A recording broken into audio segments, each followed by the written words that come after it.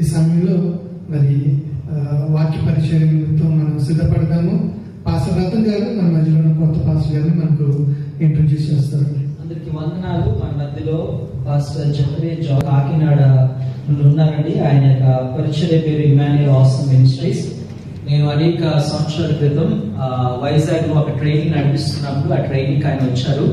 ఆయన తన యొక్క సహోదరు ముగ్గురు కలిపి వారు క్రైస్తవ స్వార్థ గాయకులుగా వారు వాయిద్యాలు వాయిస్తూ మంచి పాటలు పాడుతూ అలాగనే సంఘాలను స్థాపిస్తూ మంచి పరిచర్యలు కాకినాడ ప్రాంతంలో చేస్తూ ఉన్నారు. ఆయన అకస్మాత్తుగా వారం రోజుల క్రితం నేను వస్తున్నానని ఆయన మెసేజ్ పెట్టారు. అలాగనే మన మధ్యలో ఉండటం ఎంతో ఆశీర్వాదకరం. So we welcome you brother, please come and take your time.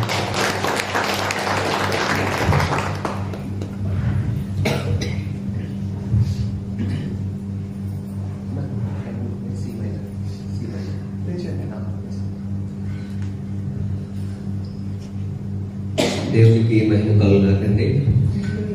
మరి దేశం కాని దేశంలో ప్రజల మధ్యన ఎవరన్నా మన తెలుగు వాళ్ళు పలకరిస్తారేమని పిలిచాను. మెట్రో దిగిన వెంటనే మరి కొంతమంది సోదరులు వారి తెలుగులో మాట్లాడుకుంటే ఎంతో ఆనందిస్తే ఎక్కడికి వెళ్తారంటే చూపించారు సైట్ చర్చ్ అంటే మేము అక్కడికని తీసుకుని వచ్చారు. మరి దేవుని నామానికి మహిమ కలుగాక. మరి దీని యొక్క వ్యవస్థాపకులు నడిపించబడుతున్నటువంటి ఈ యొక్క సంఘము దేవునికి ఎంతగానో ఈ వారం అంతా ఎంతో కష్టపడుతూ ఇక్కడ మీరు కుటుంబాలను వదిలి లేకపోతే మీ జీవితాల్లో ఏదో ఒక కనీసం రోజులో కంటైనా ఒక నిరాశ అనేది మనిషికి చోటు చేసుకుంటుంది. ఎలాంటి ఎంత డబ్బున్నా ఎంత ఆనందం ఉన్నా కొన్ని నిమిషాల్లో మనిషి నిరాశ కోరుతూ ఉంటారు. అలాంటి టైంలో ఎవరో మనకు కావాల్సిలో ఉన్నారు పక్కన. మరి కానీ మీరు ఎవరు లేకుండా ఇంకా ప్రాంతంలో మీరు జీవిస్తున్నాం. ఒక సంఘం మాత్రం మీకు ఆత్మీయ బంధాన్ని ఏర్పాటు చేసింది. దాన్ని బట్టి దేవునికి ఒకసారి స్తోత్రం చెప్తాం. మరి రత్నన్న గారు ఆయన మరి దైవజన చిన్న వయసులో ఆయన దేవునికి సమర్పించుకొని ఆయన జీవితంలో ఆయన మాట చెప్పారు. నాకు బాగా గుర్తుందనమాట. ఆయన చెప్పింది ఏంటంటే ఒకసారి నేను చెప్పాలని ఆశపడుతున్నాను. జస్ట్ ఒకసారి అలా కూర్చున్నప్పుడు నన్ను పిలిచి you have any vision mission for your life అని అడిగి నన్ను కూర్చొని రాస్తూ ఆయన ఒకటి చెప్పారనమాట. స్మార్ట్ అని చెప్పారు. బీ స్మార్ట్, SMART అని చెప్పి దానికి వివరేషన్ చెప్పారు. S అంటే స్పెసిఫిక్ అని, M అంటే మెజరబుల్ అని, A అంటే అచీవబుల్ అని, R అంటే రీచబుల్ అని, T అంటే టైం బౌండ్ అని. ఎప్పుడైతే చెప్పారో ఆయన ఫ్యాన్ అయిపోయాను నేను యాక్చువల్గా. మరి చాలా సంవత్సరాలు గ్యాప్ వచ్చినప్పటికీ ఆయన చెప్పినటువంటి మాటలు స్టిల్ ఇంకా నా డైరీలో ఉంది, క్లియర్ గా రాసుకుంటూ. నిజంగా నాకు ఒక స్మార్ట్నెస్ ఉందా లేదా అన్ని ఉన్న నా పేరు actually Jack and Jack is master of all in none of one అనే ఒక సామెత. ఆయన చెప్పిన మాటలు బట్టి ఎంతగానో నేను బలపడ్డాను. వెరీ గుడ్ టీచర్, అంతమాత్రం పెద్ద ఆర్గనైజర్ ఆయన. మరి మల్టీ టాలెంటెడ్. దేవుడు నాకు ఇచ్చినట్టు అద్భుతమైన సమయం ఇది. మరి సంఘ పెద్ద గారు అందరూ కూడా మరి మన్నించి నాకు వారి సమయాన్ని ఇచ్చారు. దాన్ని బట్టి ఒకసారి దేవుడికి మహిమ చెప్తాం. హల్లెలూయా. ఒక చిన్న పల్లవి శతం పాడుకొని ప్రభు సన్నిధిలో దేవుని మాటలను జ్ఞాపకం చేసుకున్నాం. Thank you Jesus.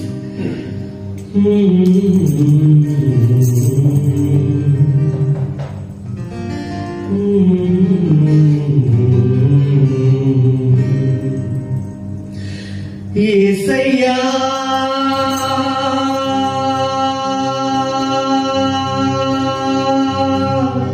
ఎన్ని తరాలకైనా యేసయ్యా మా స్థితులేమైనా మాట తప్పేవాడు కానే కావయ్యా. నిన్ను కలిగిన హృదయం పదిలం యేసయ్యా. నా మదిలోని ఆనందమా, నా ఊహలోని ఆశ్చర్యమా, నా నిదానంలో స్నేహమా, నా అనుభవాల్లో అనురాగమా. యేసయ్యా ఎన్ని తరాలకైనా యేసయ్యా మా స్థితులేమైనా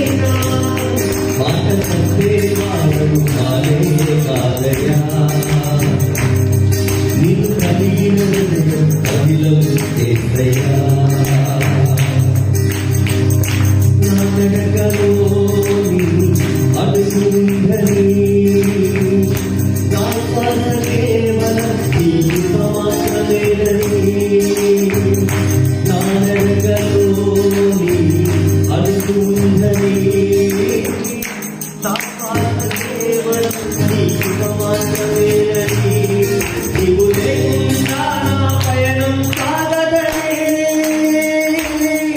నీ స్మరణలే నా ఊపిరి గడ్డమని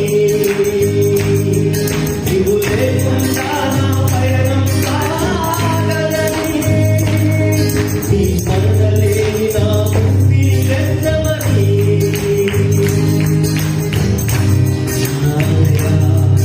ఇలా నువ్వే చాలయ్యా ఈ లోకం వద్దయ్యా నిన్నే వెంబడిస్తానయ్యా యేసయ్యా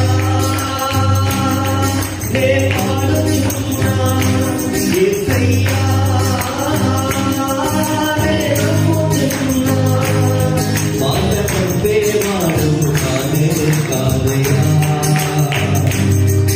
నీవు కలిగిన హృదయం పదిలం యేసయ్యా. Thank you brother, thank you so much. ఈ యొక్క రాత్రికాల సమయంలో దేవుడు మనకి ఇచ్చినటువంటి మంచి సమయంలో ఒక కొన్ని మాటలు క్లుప్తంగా మీ మధ్యలో నేను పంచుకోవాలని ఆశపడుతున్నాను.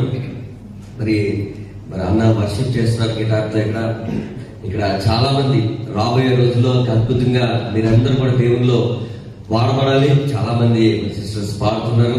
దేవుడు చక్కగా మీకు మంచి స్వరాలు ఇచ్చారు. దాన్ని బట్టి దేవుడికి ఒకసారి ఆ వర్షిప్ ఒకసారి మిగిలిన వారు చెప్పకూడదు. అపోస్తుల కార్యాలు 28వ అధ్యాయము 1వ వచనం ఒకసారి చదువుకుందండి. అపోస్తుల కార్యాలు 28వ అధ్యాయము మేము తప్పించుకొనిన తర్వాత ఆ దీపము మెలితే అని తెలుసుకుంటే మీ చిన్న ప్రార్థన చేసుకుందాం. పరిశుద్ధులని నీకు వందనములు తండ్రి. కొన్ని మాటలు తండ్రి వాక్య గ్రంథం నుంచి ధ్యానం చేసుకుని చుట్టగా వెనగలిగే చోటు గ్రహించగలిగే మనస్సు హృదయం అందరికీ మాట దయచేయండి. ప్రభా ఈ జరుగుతున్నటువంటి పరిచయలో తండ్రి, సింగపూర్ లో తండ్రి జరుగుతున్నటువంటి ఈ పరిచయలు ఆశీర్వాదకరంగా మీరు ఇచ్చినందుకు నీకే స్తోత్రం ఉందండి. నీకే మహిమ కనుక ప్రభావం ఆరోపించుకోవచ్చు. యేసు శ్రేష్టమైన ప్రార్థన అడిగి వేడుకొనిచున్నాను తండ్రి. ఆమేన్. ఈ 28వ అధ్యాయంలో మొట్టమొదటి మాటకి మనం చూస్తే మేము తప్పించుకొనిన తర్వాత ఆ దీపము వెలిగి అని తెలుసుకుంటుంది. ఇక్కడ మీరు గమనించినట్లయితే ఎవరైనా ఏ విషయం నుంచి తప్పించుకుంటారని జీవితంలో ఒక స్పీడ్ గా కారు వచ్చేస్తుంది, ఎలా తప్పించుకున్నామని అంటాం. లేకపోతే పైనుంచి పడిపోతాం, తప్పించుకున్నాం అంటాం. అనేక విషయాల నుంచి మనం తప్పించుకుంటున్నాం. దేవాది దేవుడు మన జీవితాల్లో అనేక విషయాల నుంచి తప్పిస్తూ ఈ క్షణం వరకు సజీవంగా మనం బతికించాడు. దేవుడికి ఒకసారి స్తోత్రం చెప్తాం. మన జీవితంలో ఎన్ని విషయాల నుంచి దేవుడు మనం తప్పించాడంటే మీ జీవితంలో మీరు గమనించండి. ఒకసారి మీరు ఒకవేళ 50 సంవత్సరాలు అయితే మీరు 10 సంవత్సరాలు వెళ్ళిపోయి మీకు ఊహ తెలిసిన నాటి నుంచి ఈనాటి వరకు ఎన్ని విషయాల నుంచి దేవుడు తప్పించుకున్నాడండి. ఎన్ని విషయాల నుంచి మనం తప్పించుకుంటూ వచ్చాం. అనేకమైన ప్రమాదాలు, అనేకమైన అవమానాలు, అనేకమైన నిందలు, అనేక స్థితిలో దిక్కుతోచిన పరిస్థితుల్లో చనిపోవడానికి వెళ్ళిపోయినటువంటి సందర్భాల్లో ఒకసారి మీరు జ్ఞాపకం వస్తున్నాయా? ఎన్ని విషయాల నుంచి తప్పించుకుంటూ ఏ నేరం చేయనప్పుడు నీ మీద తప్పు ఒప్పి నిన్ను బలవంతంగా పాపంలోనికి నెట్టి అనేక రకాలుగా ఎన్నో విధాలుగా మనసును కృంగదీసిన సమయాలు గుర్తు తెచ్చుకుంటే కనుక చాలా విషయాలు మనకు కనిపిస్తాయి. అనేక విషయాన్ని తప్పించుకుంటూ వచ్చాం. ఒకసారి భయంకరమైనటువంటి ప్రమాదాలు మన జీవితంలో తెలియకుండా లేకపోతే తెలుసో కొన్ని వాటిలో అడుగుపెట్టి కొంతమంది జీవితాల్లో అనేకమైన నాశనాన్ని కూడా కొని తెచ్చుకోవడానికి మరి అనేక సార్లు మన జీవితంలో ముందుకు వెళ్ళేటువంటి సందర్భాలు మనందరికీ ఉంటాయండి. ఏ విషయంలో దేవుడిని తప్పించడం ఒకసారి మీరు జ్ఞాపకం చేసినట్లయితే ఈ మెలిగే అనేటువంటి ఒక ప్రదేశం కనిపిస్తుంది. అది చక్కగా అన్ని దొరికేటువంటి షాపింగ్ మాల్ ఉండే ప్రాంతం కాదండి. ఆ మెలిగే అంటే ఒక ద్వీపం, అదొక ఐలాండ్. అక్కడ ఏమి కూడా ఉండవు. భయంకరమైనటువంటి చీకటి, భయంకర పరిస్థితులు అక్కడ చుట్టూ ఉంటాయి. మనుషులు ఎవరైనా కనబడితే ఆ మనుషులను వారి ద్వీపాల్లోకి రానవు. కొంతమంది జాతి ప్రజలు వేరే వాళ్ళు ఆ ప్రాంతానికి వెళ్తే వారు రానవు, వారిని దూరం నుంచి చంపడం మనం చూస్తుంటాం.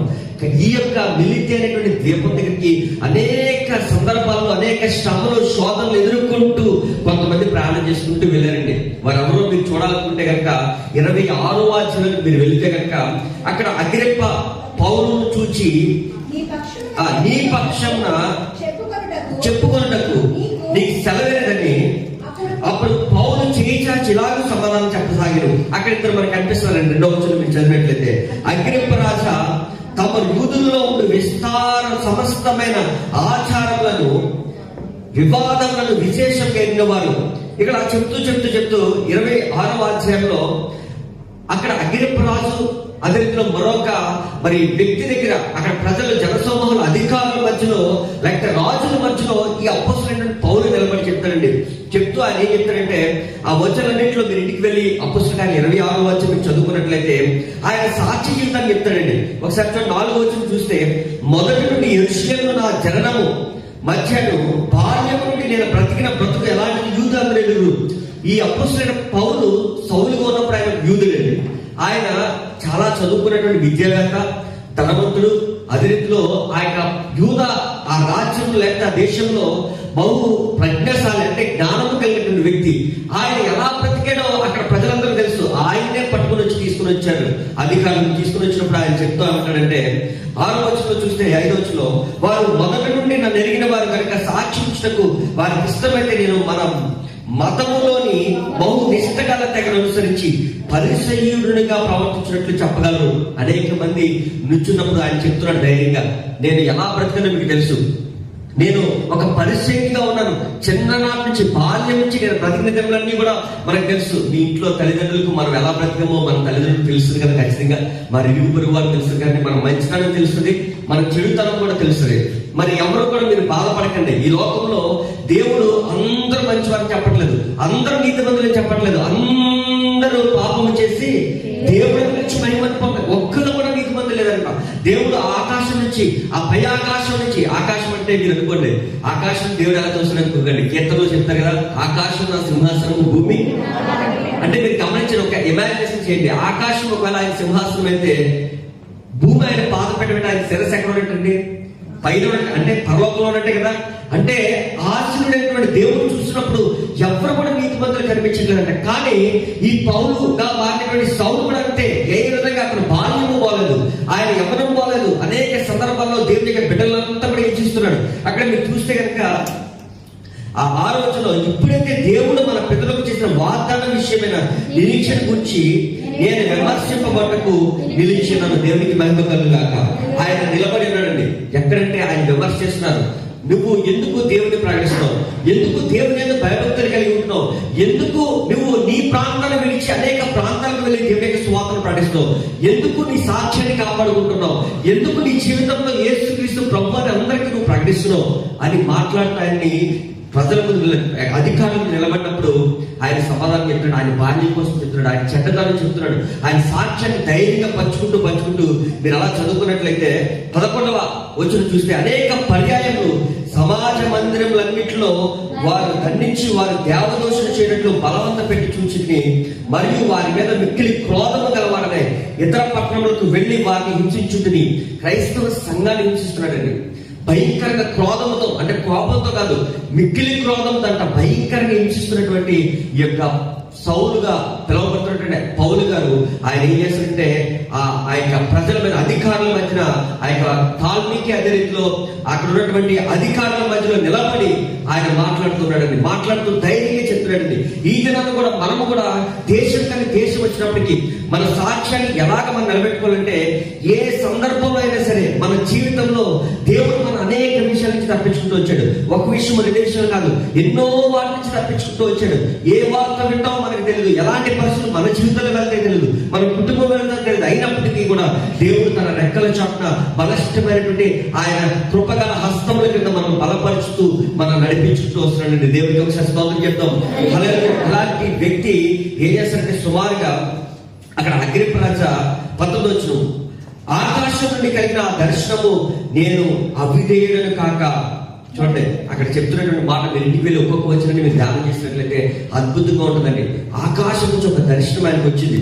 వచ్చినప్పుడు ఆయనను పిలిచినటువంటి దేవుడు, సౌలా సౌలా నువ్వు నన్ను ఎందుకు హింసిస్తున్నావు అని ఆయనకు ఒక స్వరం వినపడినప్పుడు ఆయన వెంటనే దేవునికి లోబడ్డాడండి. మనం కూడా మన జీవితాల్లో అనేక విషయాల నుంచి తప్పించుకుంటూ వచ్చినటువంటి మన జీవితాల్లో దేవుని యొక్క స్వరము మనం ఎప్పుడైతే అన్నామో దేవునికి మనం లోబడుతున్నాం.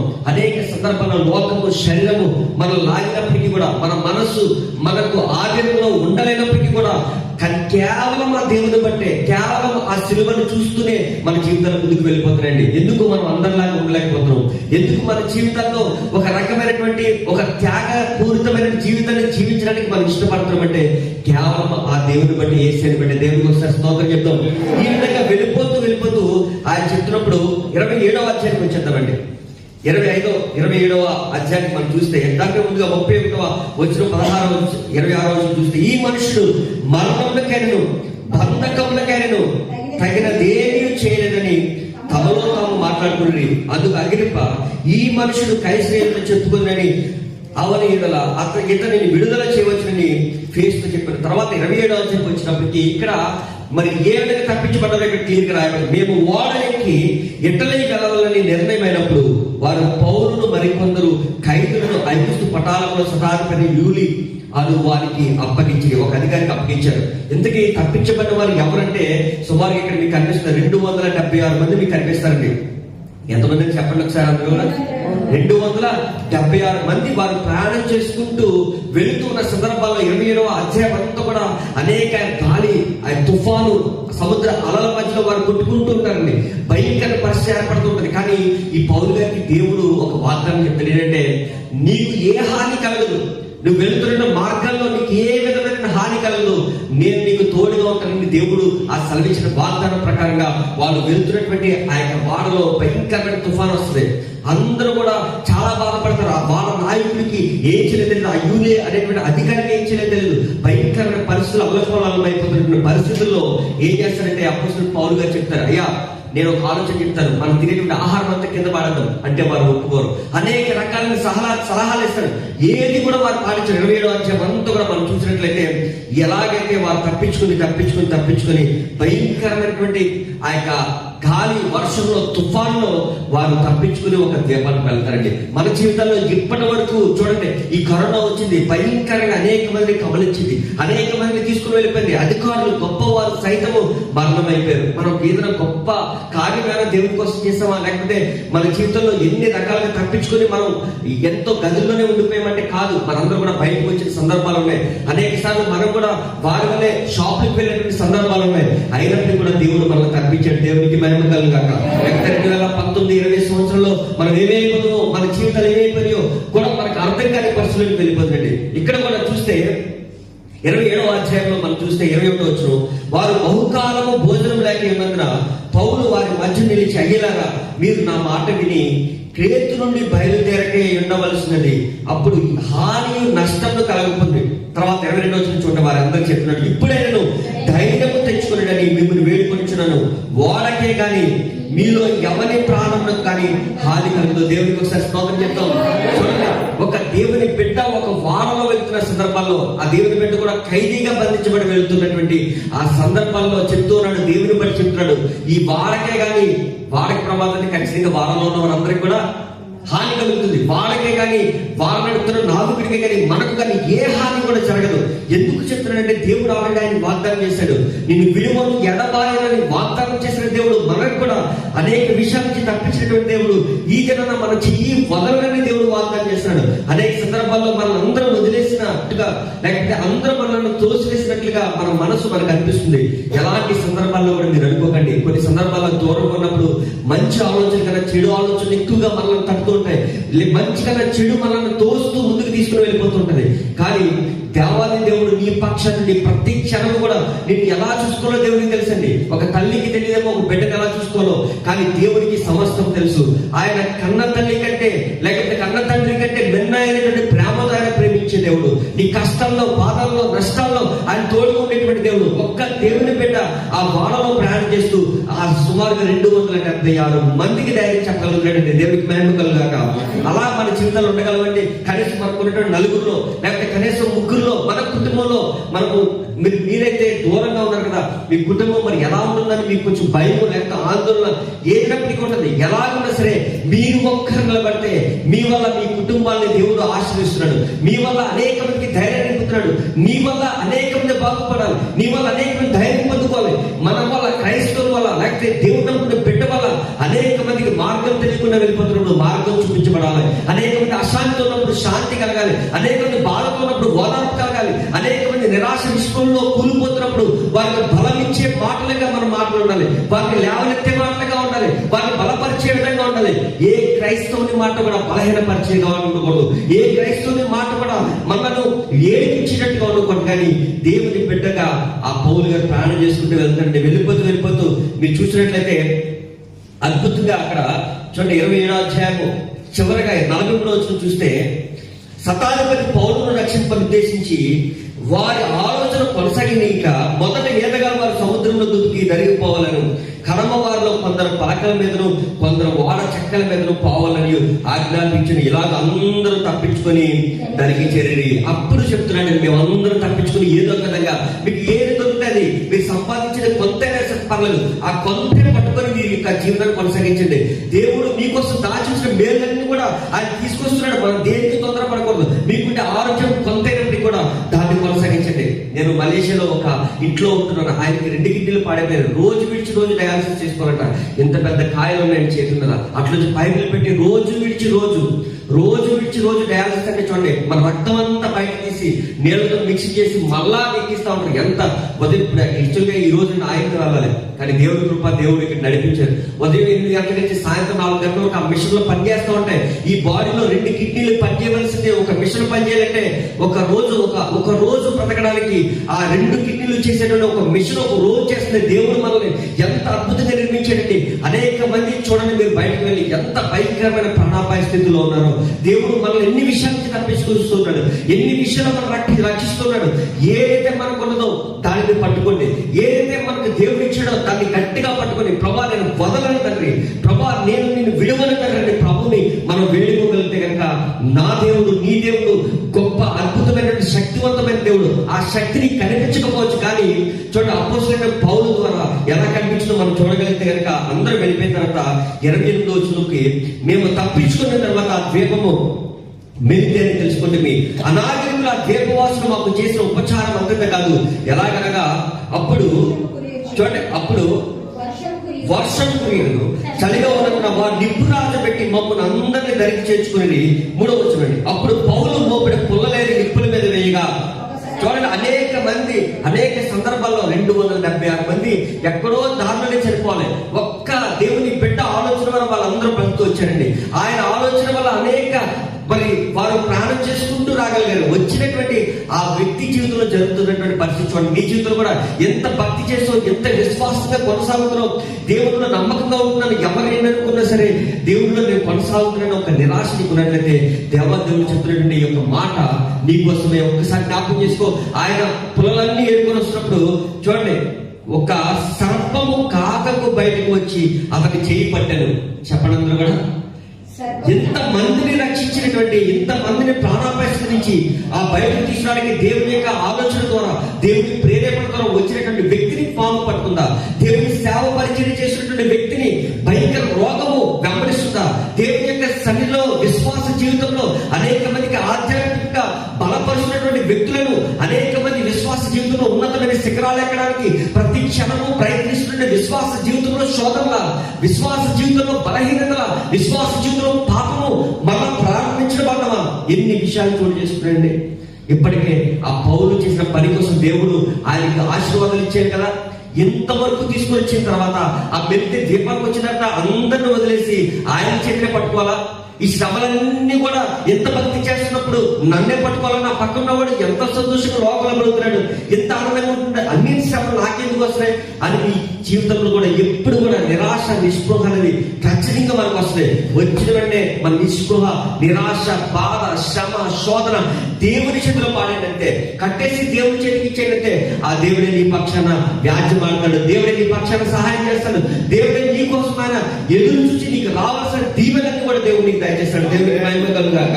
చూడండి, అక్కడ జరిగినటువంటి విషయం నేను ముగిస్తున్నాను ఒక 5 నిమిషాల్లో. ఆ ద్వీపవాసులు ఆ జంతువు అతని చేతిని విరాళాన్ని చూసినప్పుడు నిశ్చయముగా ఈ మనుషుడు, చూడండి, మనుషులు నీ కోసం ఎలా అనుకున్నా పర్లేదండి, నీ కోసం ఎలా మాట్లాడుకున్నా పర్లేదండి, ఎలాంటి విషయాలు నీ కోసం అనుకున్నా పర్లేదు. ఆ దీపవాసుకి ఏం తెలుసు అనుకుంటారట, వీడు ఒక నరహంతకుడు. చూడండి, మరణం వదల తర్వాత ఏముంటుంది అక్కడ, ఇతను సముద్రం నుండి తప్పించుకొనెను, న్యాయం అతనిని, లేకపోతే ధర్మదేవత బ్రతుకనియదని తమలో తాము చెప్పుకుని సముద్రం దాటొచ్చిన సరే ఈయన పాపం వదలలేదండి. మీ జీవితాల్లో కూడా ఒకవేళ సముద్రాలు దాటుకొని ఈ ప్రాంతానికి రావాలి ఖచ్చితంగా. మిమ్మల్ని ఎవరైనా ఒక వేలు పెట్టి చూపించినా ఏ మాట అన్నా సరే ప్రభువుకు మీరు అప్పచెప్పండి. పౌలు గారు తన వ్యక్తిగత జీవితం, ఆధ్యాత్మిక జీవితం, ఆత్మీయ జీవితం ప్రభువుకి సమర్పించుకుని వెళుతున్నటువంటి సమయంలో ఆయన అంటున్నటువంటి మాట, ఇతను సముద్రము దాటొచ్చిన ఇతను చేసినటువంటి ఇంత భయంకర నరహంతకుడు అయినటువంటి ఎంతో పాపం చేస్తుంటాడు అనుకుని వారి మనసులో దీపవాసం అందరూ అనుకుంటారట. అనుకున్న సమయంలో అతడైతే ఆ విష జంతువులను అగ్నిలో జాడించి వేసి ఏ హాని పొందలేదు. చూడండి, ఎంత అద్భుతమైన విషయం అని దేవునికి ఒకసారి స్తోత్రం చెప్పండి. ఎప్పుడైతే అతను అగ్నిలో జాడించి వేశాడో ఏ హాని కూడా పొందలేదు. వెంటనే 6వ వచనం, వారు అతని శరీరము వాచును లేక అతను అకస్మాత్తుగా పరిచచ్చునని కనిపెట్టుచున్నది. చాలా సందర్భాల్లో మీ జీవితంలో కూడా మిమ్మల్ని ఎవరన్నా చాలా బాగుంటది, ఈ అమ్మాయి చాలా బాగుండాలి, చాలా అద్భుతంగా అత్యధికంగా ఉన్నతమైన స్థితిలోనికి వెళ్ళాలని చూచేవారు లేకపోవచ్చు. ఈ తల్లి చాలా బాగుండాలి, ఈ అన్న చాలా అద్భుతమైన స్థితిలోనికి వెళ్ళాలి అని నీకోసం ఆలోచించేవారు లేకపోవచ్చు. నీకోసం బాధపడేవారు, నీకోసం ఒక రకమైనటువంటి కోపం కలిగి నీ మీద అసూయతో ఉండేవారు ఉండొచ్చేమో. కానీ చూడండి, అక్కడ ప్రజలందరిలో కూడా దేవుడు చేసినటువంటి ఒక అద్భుతమైన కార్యం ఏంటో తెలుసంటే, వాళ్ళందరూ కూడా చూస్తున్నారు, ఎప్పుడు అయిపోతుంది, పని అయిపోతుంది, పడిపోతాడు, శరీరం వాచిపోతుంది, ఇంక చనిపోతాడు అని కనిపెట్టుచున్నప్పుడంట చాలా సేపు కనిపెట్టుచున్న తర్వాత అతను ఏ హాని కలిగి చూసి అభిప్రాయం మార్చుకుంటారంట. దేవుడు ఒకసారి పక్కవారికి ఒకసారి సెకండ్ నీ పట్ల అభిప్రాయం మార్చుకుంటారని చెప్పండి. మీ పట్ల నీ ప్రజలే, లేకపోతే నీకు విరోధంగా మాట్లాడుతున్న వారే వారి అభిప్రాయం మార్చుకోబోతున్నారు. దేవుని మహిమ కలుగుగాక. ఎవరైతే నీ పట్ల దోషంగా మాట్లాడుతున్నారో, ఎవరైతే నీ పక్షాన హేళనగా మాట్లాడుతున్నారో, చులకనగా చూస్తున్నారో, వారి అభిప్రాయం మార్చగలిగినటువంటి దేవుడు. దేవునికి మహిమ కలుగుగాక. హల్లెలూయా. వెంటనే అక్కడ చూసిన వెంటనే ఇతను ఒక దేవత అని చెప్పసాగినంట. హల్లెలూయా. ఈమె దేవుని బిడ్డ, నిజంగా దేవుని బిడ్డ. I see Jesus in you, I see angelic anointing in you అని మనం చూసి చెప్పబోతున్నాం. దేవునికి ఒకసారి మహిమ కలుగుగాక. ఒకసారి అందరం కూడా 2 చేతులు పైకెత్తామండి. ఒకసారి 2 చేతులు పైకెత్తాం. ఒక్కసారి ఎన్ని విషయాల్లో దేవుడికి తప్పించుకుంటూ వచ్చాడో, ఇంకా మనము దేవునికి అయిష్టంగా, లేకపోతే ఇంకా మనం దేవుడి నుంచి దూరంగా పారిపోతాం అనిపిస్తుంది. ఒక సందర్భాల్లో మనుషులకు దగ్గర అవడం కోసం దేవుడిని దూరం పెట్టడానికి ఒక సందర్భంలో మన ఆలోచన మనం ముందుకు తీసుకుని వెళ్తుంది. ఎలాంటి పరిస్థితులు ఎదిరినప్పటికీ, ఏ గర్వము, ఏ పాపము, ఏ శాపము, ఏ విగ్రహము నిన్ను దేవుడి నుంచి విడదీయలేదు. దేవునికి ఒక మహిమ కలుగుగాక. ఎవరు ఎంతమంది ఎన్ని మాట్లాడుకున్నప్పటికీ నిన్ను నమ్ముకున్నటువంటి దేవుడు, నీవు నమ్ముకున్నటువంటి దేవుడు నిన్ను విడవకుండా ఎడబాయకుండా నిన్ను కంటికి రెప్పవలే కాయడానికి ఆయన సిద్ధంగా ఉన్నాడు. దేవునికి ఒకసారి స్తోత్రం చెప్తామండి. హల్లెలూయా. నీ జీవితంలో ఎన్ని విషయాల నుంచి తప్పించుకొచ్చాడో దేవుడు, ఇంకా ఈ సమయం నుంచి, ఈ క్షణం నుంచి ప్రభా, ఏ శ్రమైనా, ఏ శోధనైనా, ఏ బాధైనా, ఇదిగో ప్రభా, అంత భక్తుడికే ఆ 276 మంది ప్రయాణం చేసుకుని వెళ్తున్నటువంటి ఆ వాడను సరిచేసి ఎంతో ఆలోచన చెప్పి దేవుని ప్రేమను, దేవుని కృపను వారందరినీ కాపాడడానికి చేసినటువంటి వ్యక్తి జీవితానికి నిందలో అవమానాలు వస్తే నేనంత ప్రభా అని ప్రభువుకి ఒకసారి చెంత చేరగలవా? ఆ ప్రభువు ఒకసారి చేరగలవండి. ఈ భయంకరమైనటువంటి లోకంలో భయంకరమైన సాతాను పగబట్టి ఎవరిని కుదురని తిరుగుచుండగా, ఎవరు గృహం ముందు దిగుతాడో తెలియదు, ఎవరి వ్యక్తిత్వంలో దిగుతాడో తెలియదు, ఎవరు ఎన్ని రకాలుగా చేసినప్పటికీ దేవుడు నమ్ముకున్న బిడ్డ, నీవు ఒక ప్రత్యేకమైన వ్యక్తివి. నువ్వు ఏ నమ్ముకున్న వారం రోజులు అవ్వచ్చు, సంవత్సరం అవ్వచ్చు, 10 సంవత్సరాలు అవ్వచ్చు, లేకపోతే ఎన్ని సంవత్సరాలు కావచ్చు, నువ్వు ఒక ప్రత్యేకమైనటువంటి వ్యక్తివి. అందరూ కూడా ఒకసారి ఒక చిన్ని ప్రార్థన చేద్దాం. ప్రభువా, నా జీవితంలో తండ్రి ఇన్ని అద్భుతాలు చేసినటువంటి దేవా, ఇదిగో ప్రభా, వారందరి ముందు నుంచి నీ సజీవంగా సాక్షి చెప్పడానికి ఇష్టపడ్డాడు తండ్రి.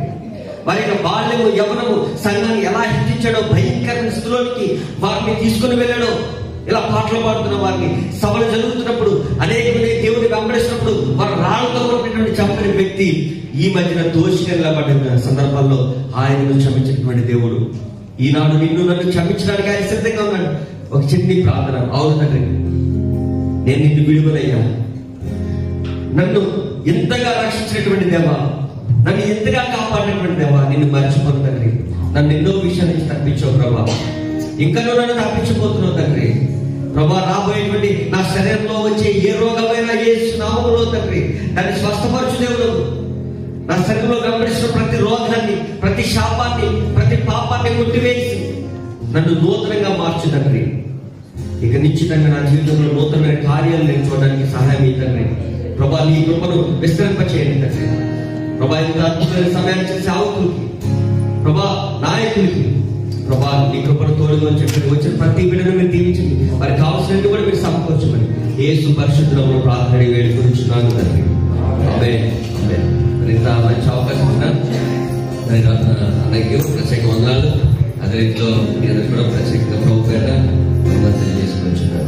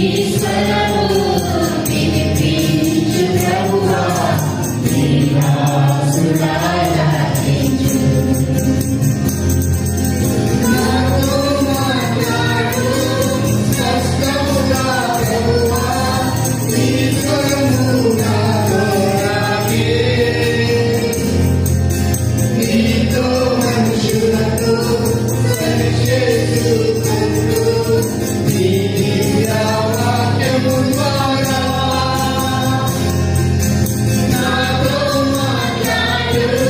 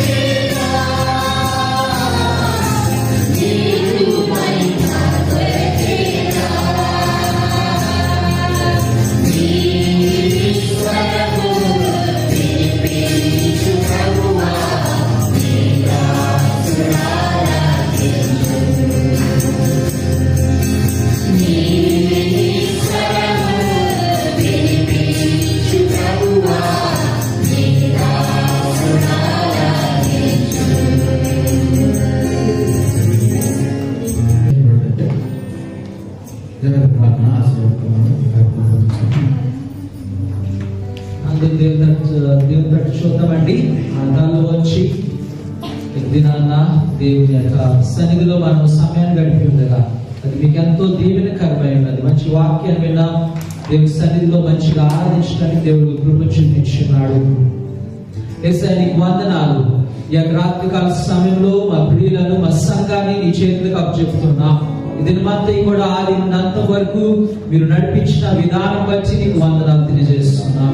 అయ్యా, మీరు మా పట్ల ఎంతో శ్రద్ధ వహిస్తున్నారని, మా పట్ల ప్రణాళిక కలిగి ఉన్నారని, అయ్యా మా జీవితాల్లో, మా యొక్క క్రైస్తవ యాత్రలో, అయ్యా మా యొక్క అనుదిన పరిచర్యలు, అనుదిన కార్యక్రమాల్లో మేము అనేకమైన సమస్యలు, ఇరుకులు, ఇబ్బందులు ఎదుర్కొన్నా సరే, తుఫాన్లు వచ్చిన, తుఫాన్లు రేగినప్పుడు కూడా, అనేక మంది విరోధులు ఉన్నప్పుడు కూడా, అనేక మంది శత్రువులు ఉన్నా మీరు మాతో ఎల్లప్పుడు కూడా ఉండి ఆ ఒడ్డుకు చేస్తారని మీరు మాకు ఇచ్చినటువంటి ధైర్యాన్ని బట్టి నీకు వందనాలు తెలియజేస్తున్నాం. అయ్యా, నీ బిడ్డలు వారి యొక్క దేశాన్ని విడిచిపెట్టి ఈ సింగపూర్ ప్రాంతంలో పనిచేసుకుని చుండగా, అయ్యా ప్రతి శ్రమ నుండి, ప్రతి ఇబ్బందుల నుండి, వారి ఎంప్లాయీస్ నుండి, వారి యొక్క సూపర్వైజర్స్ నుండి, కంపెనీస్ నుండి ఎదుర్కొంటున్న ప్రతి సమస్యలను యేసు నామములో దూరపరచమని మేము ప్రార్థిస్తున్నాం. ప్రతి సమస్యకు మీరు పరిష్కారం దయచేయండి.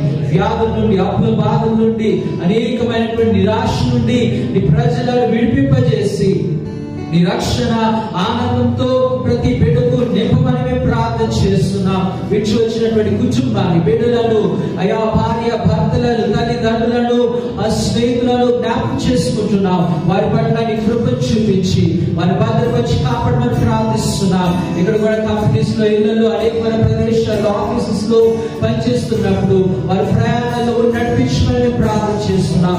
అపాయాల నుండి, కీడు నుండి, సాతాను యొక్క అయా ప్రతి విధమైనటువంటి కార్యాల నుండి మీరు కాపాడమని ప్రార్థన చేస్తున్నాం. ఒక పరిశుద్ధమైనటువంటి జీవితాన్ని జీవించడానికి నీ ప్రతి బిడ్డకు తగినటువంటి కృప దయచేసి ప్రతి ఒక్కరిని కూడా సాతాను నుండి, వారి యొక్క తన ప్రతి కృతజ్ఞత నుండి మీరు నీ యొక్క బిడ్డలను కాపాడమని మేము ప్రార్థిస్తున్నాము తండ్రి. ఎత్తబడిన కానుకలను ఆశీర్వదించి దీవించి ప్రతిఫలాన్ని దయచేయమని ప్రార్థన చేస్తున్నాం. వీళ్ళు వారి గృహాలకు వెళ్తుండగా వారంతా కూడా ఈ కృపలో వారిని కాపాడి నడిపించమని మేము ప్రార్థన చేస్తున్నాం. మా పరిచయ సంఘాన్ని, సంఘ కార్యక్రమాలను నీ చేతులకు అప్పచెప్పు. ఇద్దరు మందు వాక్య సందేశాన్ని అందజేసినటువంటి దాసులను దీవించి ఇంకా ఆయన యొక్క యాత్రాంతరంలో కూడా నడిపించి వాడుకోమని ప్రార్థిస్తున్నాం. మీకు మహిమ చెల్లిస్తూ యేసు నామములో అడుగుచున్నాము తండ్రి.